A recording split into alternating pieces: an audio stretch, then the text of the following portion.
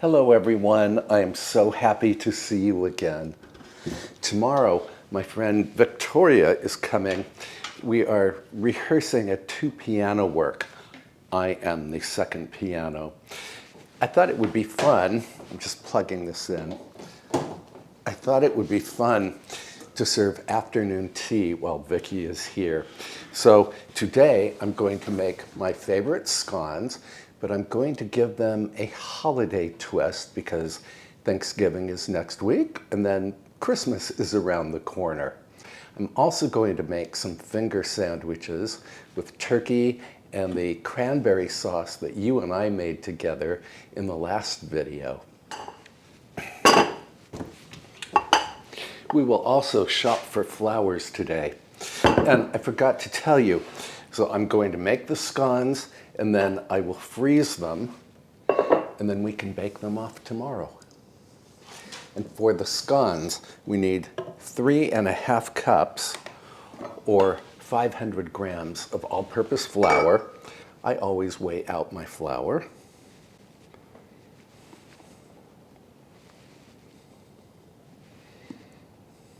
Several viewers have asked me where I bought this large spoon, and in truth, I don't remember. I actually looked for a similar one on Amazon and I could not find one. And we need 1/4 teaspoon of salt, 2 tablespoons of baking powder,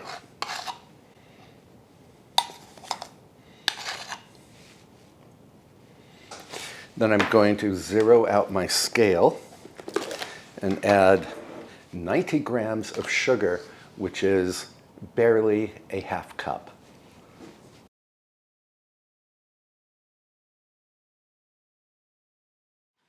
I'm going to go even lighter than 90 grams on the sugar because of another ingredient I will be adding.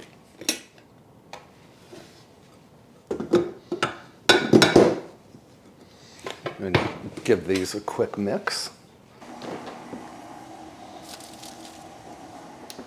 And then we can add a ½ cup or 113 grams of cold diced butter. And I'm going to let my mixer here cut the butter into the flour.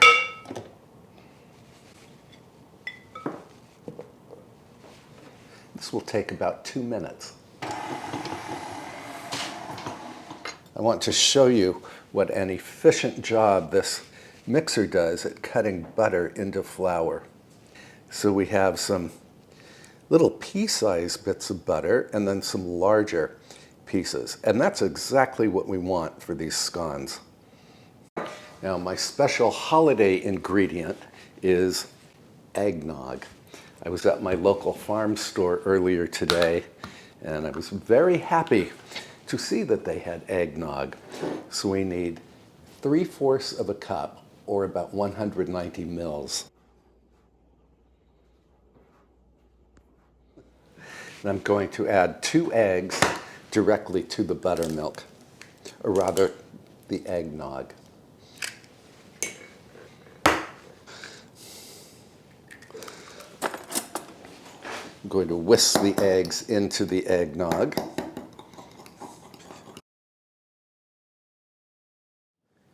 Now we can add the buttermilk to the flour mixture. And I'm going to mix just until all of the flour is moistened. Earlier, I mentioned that I reduced the sugar in this recipe. That's because the eggnog I'm using also contains a bit of sugar.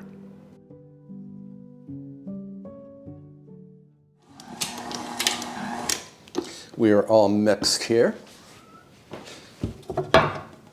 I need my marble board and some flour.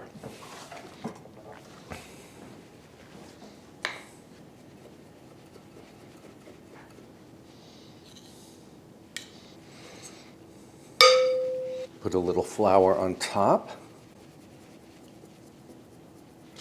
Then I'm going to knead this dough by hand just until it becomes perfectly smooth.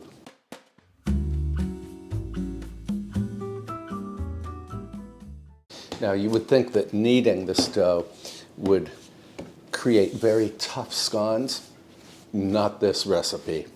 These scones are light, but they are firm enough to support a mountain of whipped cream or clotted cream and jam. Now I'm going to cover this with a towel, and we are going to let this dough rest for about 15 minutes. This dough has been resting and relaxing its gluten for about 20 minutes. We can remove the towel. And by the way, I want to thank the very kind viewer who sent me this kitchen towel. So now we can roll out the dough to about 3/4 of an inch thickness. Add a little more flour here.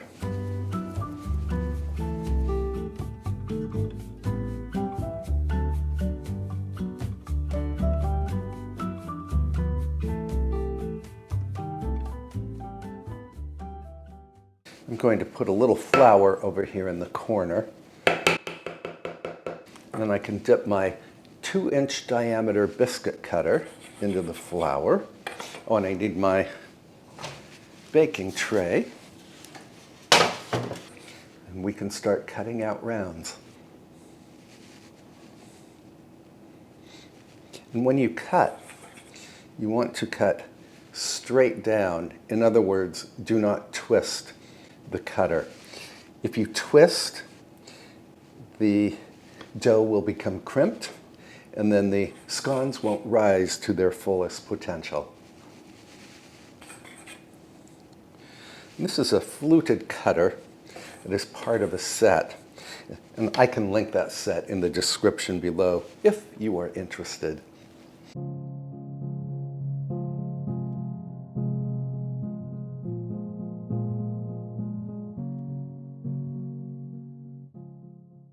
I'm going to space the scones about 1 inch apart on my baking tray.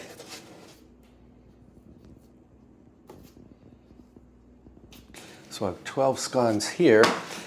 Then I will gather the scraps, re-roll them, and cut out more scones.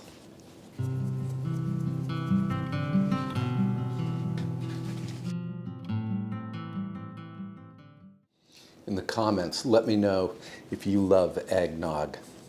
It's one of my favorite things, and I do not mind the store-bought versions. Now tomorrow, before I bake these scones, I'm going to brush them with beaten egg so that they brown beautifully in the oven. And now I'm going to wrap them and pop them into the freezer.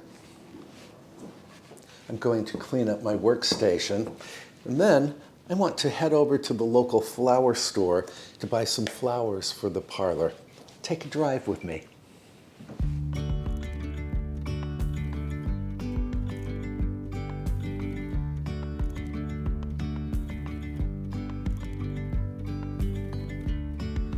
Yesterday there was sun and there was rain, beauty in the mundane, and as the light startled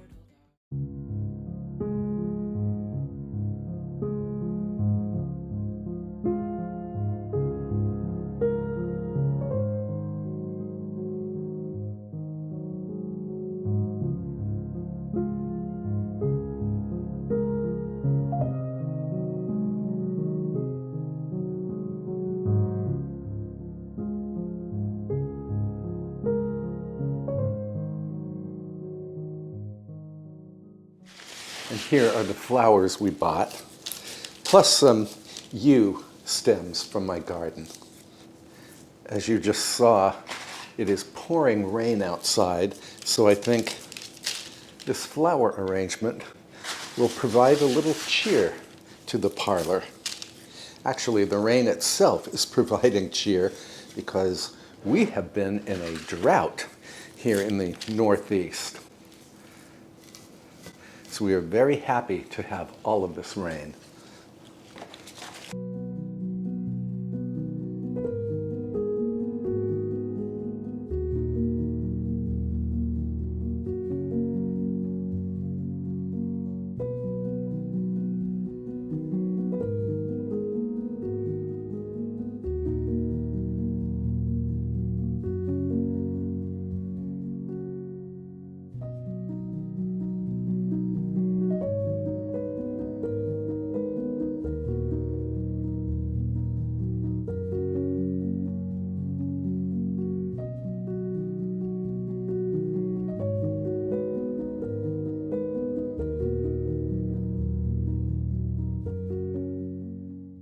Well, this arrangement makes me feel happy. We can place this on a table in the parlor, and then I will meet you back here tomorrow when we meet with Vicky and we make our full afternoon tea.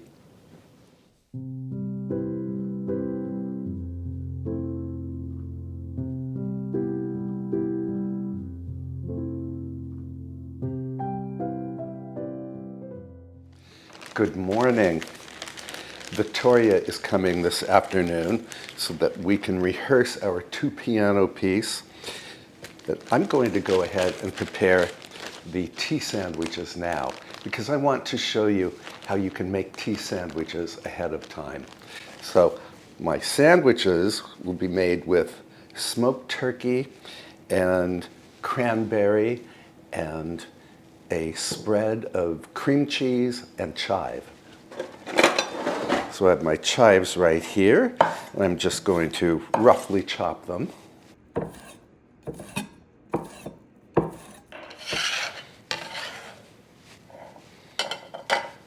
For the cream cheese spread, I'm using 1 block. This is 8 ounces or 226 grams of room temperature cream cheese. And I'm going to beat the cream cheese in my mixer, not because I want to whip the cheese, but I just want to make it extra spreadable.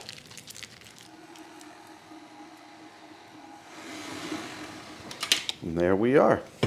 Now I can add the chives.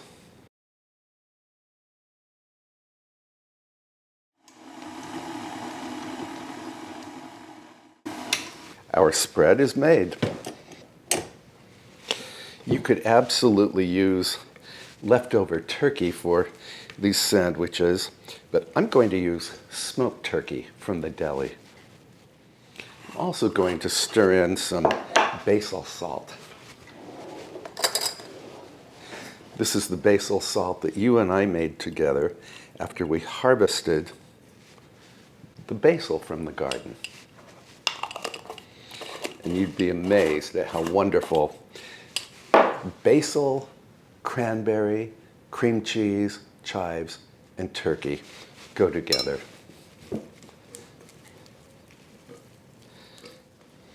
And I'm going to spread each slice with the cream cheese mixture.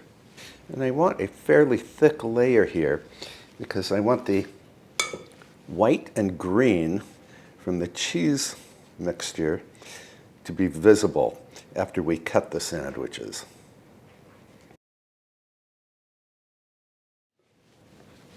And the cream cheese will seal the bread so that when we add the cranberry sauce, the sauce will not soak through the bread, because we do not want soggy sandwiches. I just remembered that I have lettuce in the garden, so let's run outside to fetch some.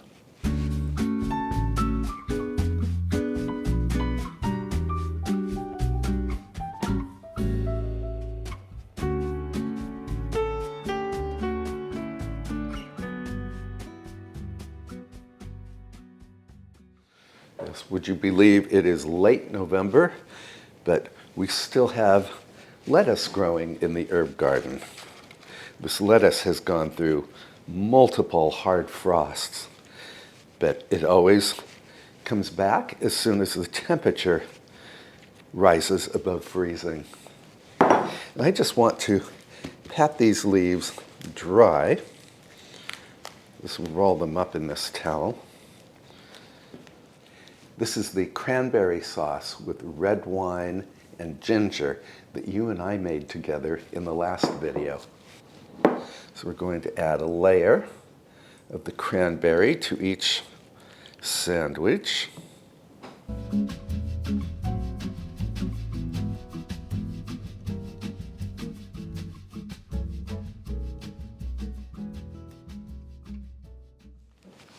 This is the smoked turkey from the deli. I'm going to add 1 slice per sandwich. I've decided to cut down the slices because they are rather large. And I want them to fit rather neatly on the sandwiches.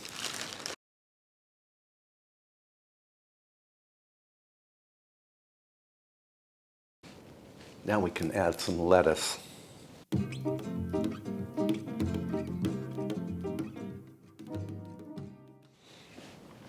And then we can close each sandwich.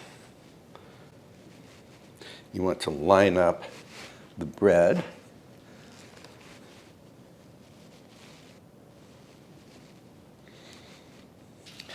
I'm going to chill these sandwiches so that the cream cheese firms up, and then we can cut off the crusts. And to stop the bread from drying out while it's in the refrigerator, I'm going to cover the sandwiches with a damp towel. Now this towel is just barely damp because I wrung it out really well. Now this can go into the refrigerator for a good 3 hours, but if you wanted to make your sandwiches more like 6 or 8 hours ahead of time, I would cover with the damp towel and then cover the towel with cling film. So into the refrigerator. I'm going to clean up a little here, and then we can prepare the scones. So these are the scones that you and I made together yesterday. They are eggnog scones. Now, I'm only going to bake off 6 of these, and the rest I will put in a freezer bag.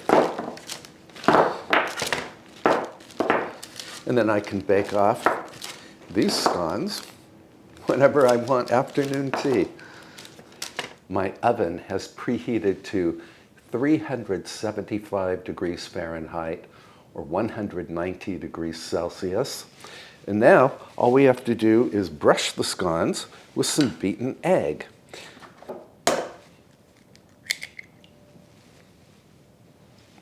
These are eggs from Kinderhook Farm. You and I visited that farm together. Just look at how richly orange this yolk is. And that's because the hens that lay the eggs have free range at that farm. If you missed that video, I hope you will go back and watch. It's a really fun place to visit, Kinderhook Farm. And of course, this egg will encourage the scones to brown in the oven. Just for a little crunch, I'm going to top the scones with some demerara sugar.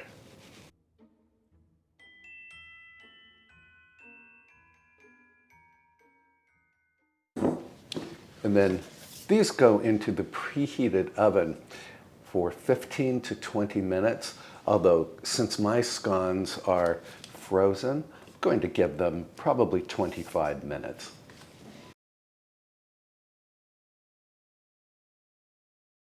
While the scones are baking, I'm going to go ahead and bring in some firewood for the parlor. And I will set the fire, but I will not light it just yet.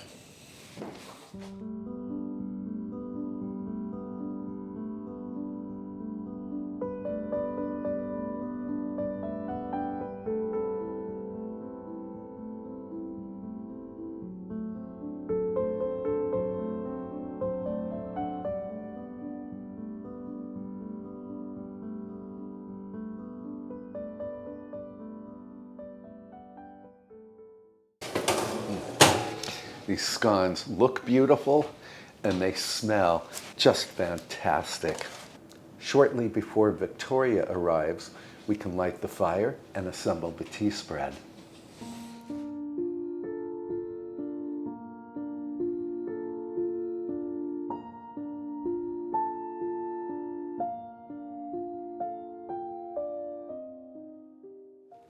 So our tea sandwiches have been chilling for several hours, and that cream cheese has firmed up. So now we can very carefully remove the crusts.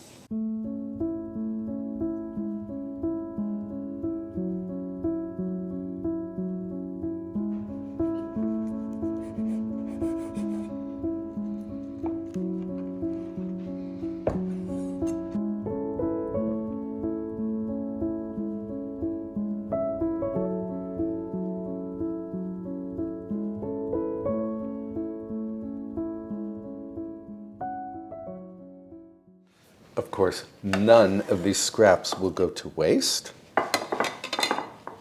I will enjoy them for a midnight snack into the refrigerator. Scones. Normally I make clotted cream for afternoon tea, but I forgot to do that last night. So we are going to have creme fraiche and apricot preserves with our scones.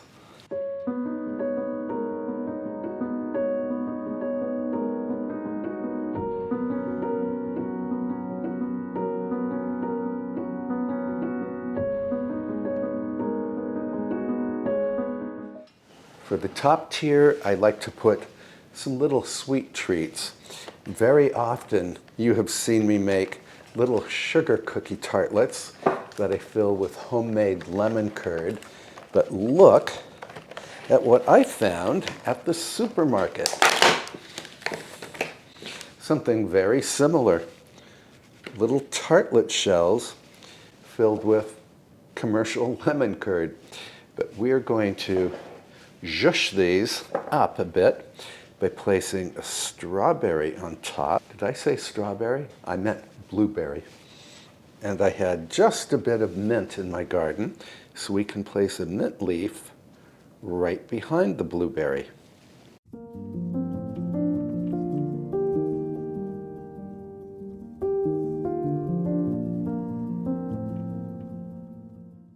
If you want to invite a friend for afternoon tea, please don't feel that you have to make everything from scratch. As you've just seen, I was able to create a very pretty little sort of petit four for the top rack of my tea stand. I'm going to set this aside for a moment because we need to brew some tea.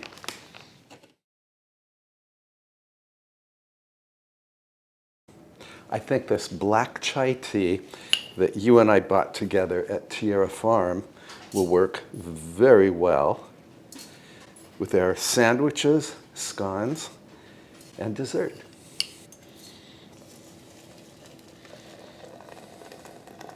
Many people have asked where I bought this silver teapot. I did a video on it about a year ago. It was a gift from my spouse, and it is from the 19th century. Let's head into the parlor.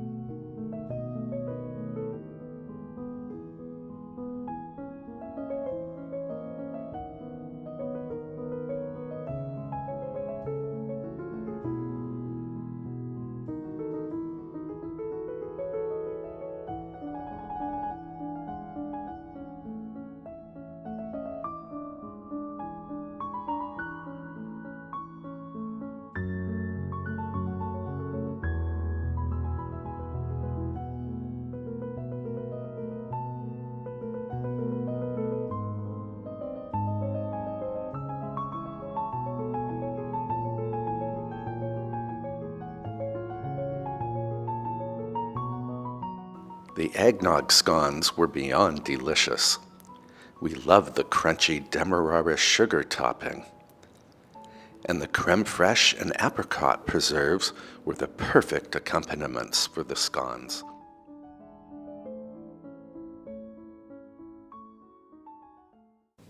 These tea sandwiches are incredibly good with the cream cheese and chive and the basil salt and what else is in there? Smoked turkey and cranberry sauce. Yes, the red wine and ginger cranberry sauce. So glad you like it. That's a sandwich with all the trimmings. So are you ready to rehearse? Yes, I'm ready to rehearse. But we cannot rehearse until you've finished your sandwich and we've tucked into these little desserts. Oh, that's right. Yes, Petit four, or do you want another sandwich or another scone? I want one, but I'm going to stick Okay, with this. okay. Chin chin.